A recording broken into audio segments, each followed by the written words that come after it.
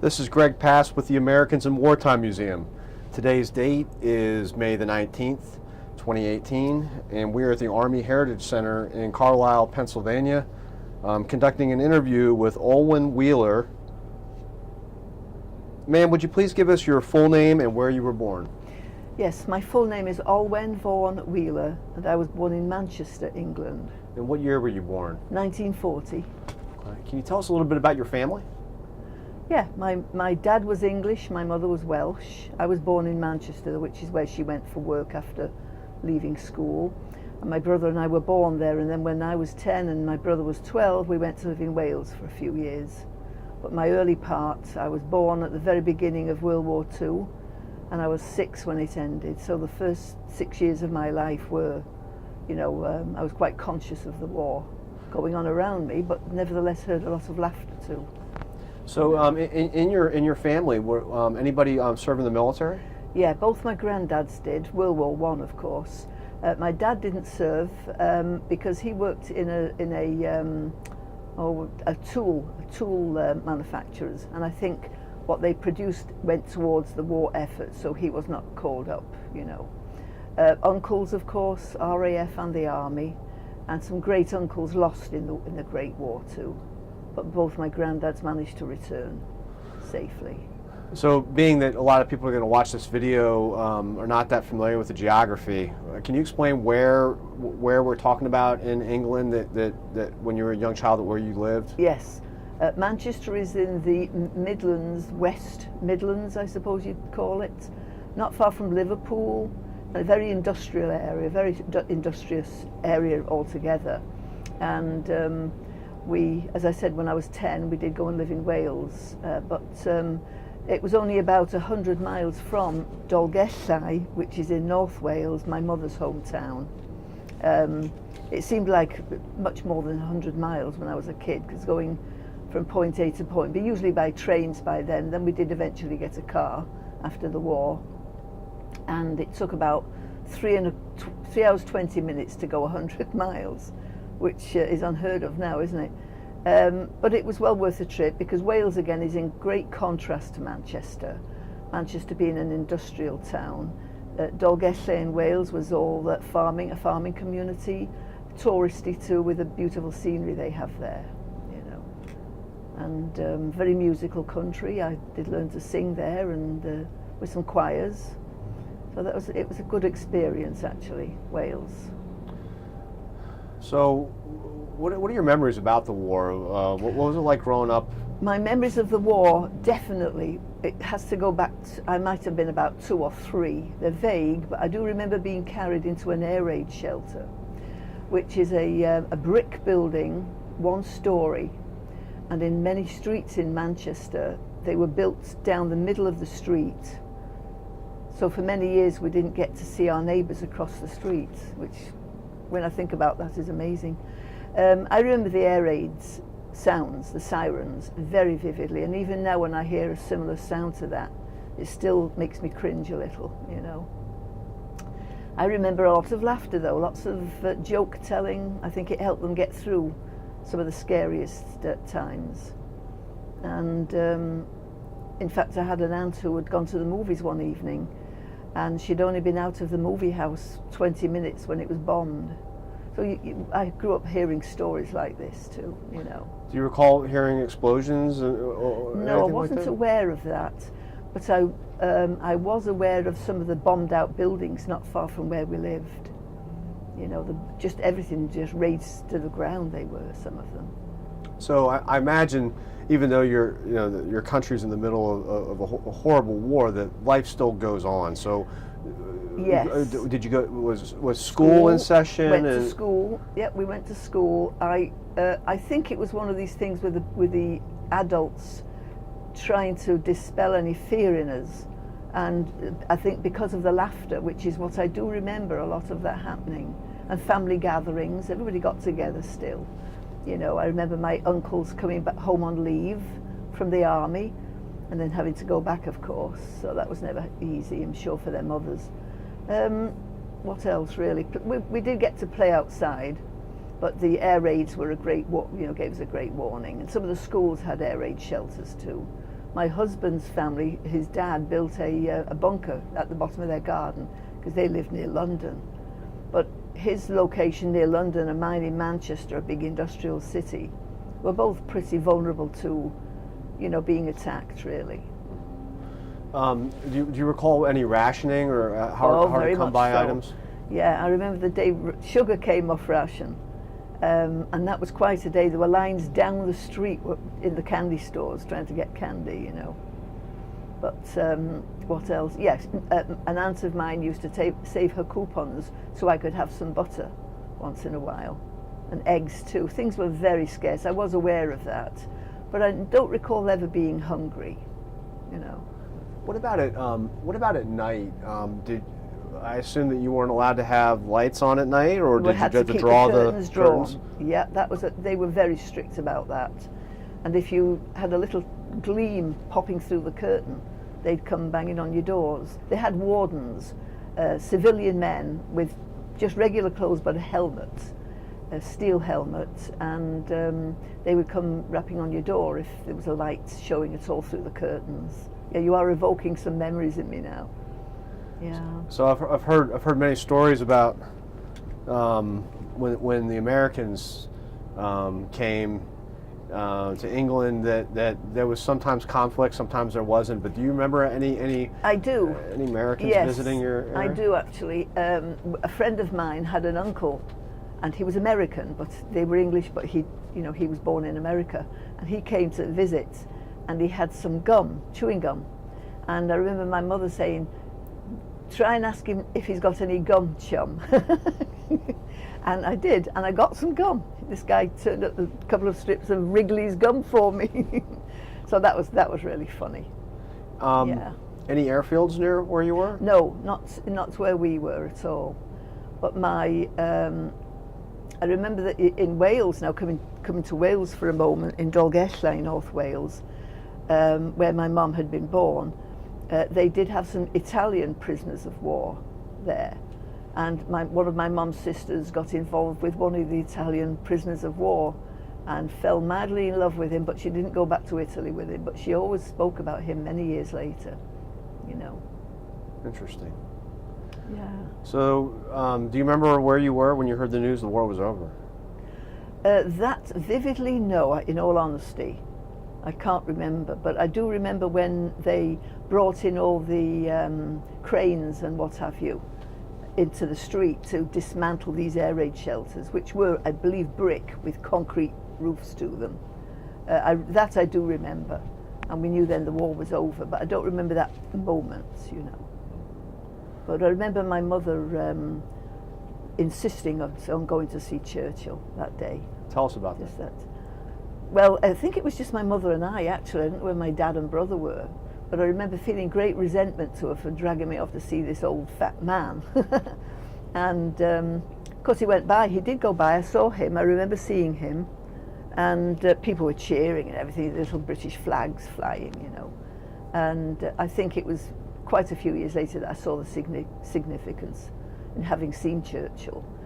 And just a few years ago here in Carlisle, I was in the library and got chatting with a lady one day there, and she was German, and she was boasting about having seen Hitler. She was a few years older than I was, but she was in Berlin, and she remembers seeing Hitler go by in a car, a big, well, I think it was a parade type thing really for him, and she was of course cheering him. So we kind of had a little set to there, Well, I saw Churchill. Well, I saw Hitler. Yeah. So you have an interesting perspective. You've lived in America now for several decades. Yes. On September the 3rd of this year, we celebrate 50 years here. Oh wow. Yeah, it's been wonderful to us. We came for 2, by the way, just 2 years, and we decided after 2 years we just loved it. Why is that? Well, I'd been over here when I was single as a nanny for 1.5 years. I did a nanny for a year and then a secretary for 6 months.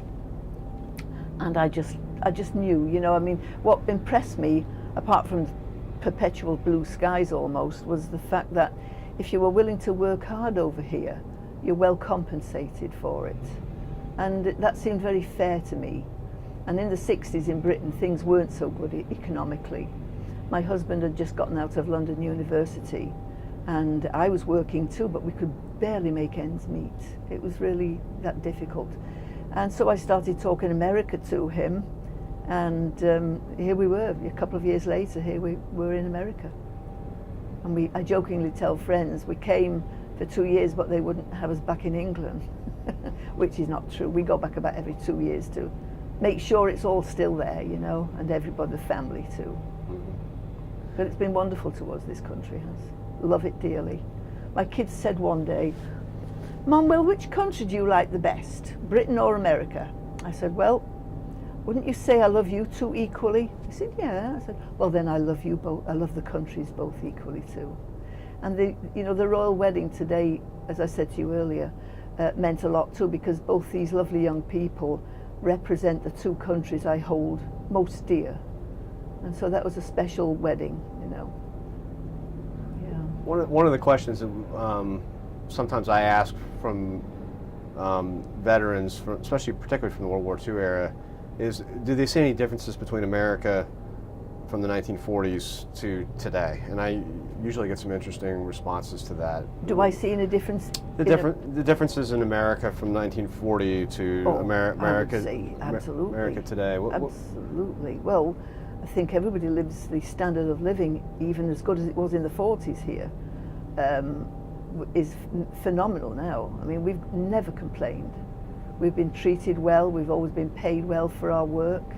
Good friends, good solid citizens, the Americans. And I mean that, I'm getting a little emotional here.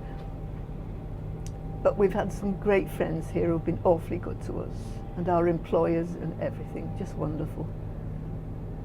I worked in the medical field here for 36 years, and every patient that went through my hands I loved them all. And I volunteer again here also at the local hospital, because I think when we first moved here, we retired to Carlisle. It's a great way of getting to know a community, is to volunteer, you know. What kind of medical work? Well, I did a lot actually, medical assisting, medical transcription, medical secretarial, quite a lot of the whole gamut really. And then I did as I said, I did quite a lot of medical assisting too, dealing with the patients, you know, hands-on. Yeah, so, it was lovely. So today we're at the Army Heritage, and they have an event going on today. Right. What brings you here? Well, I volunteer here too. This is one of my volunteer jobs. The main reason, a couple of people say, well, why do you volunteer there? Because we weren't really a military family. My dad wasn't anyway, you know, and my husband isn't, or our son isn't. But I still will always feel eternal gratitude to the United States for having helped Britain so much in World War I and World War II. You know, to the resulting in great loss in both wars for the United States. And I always feel grateful for that to them, you know.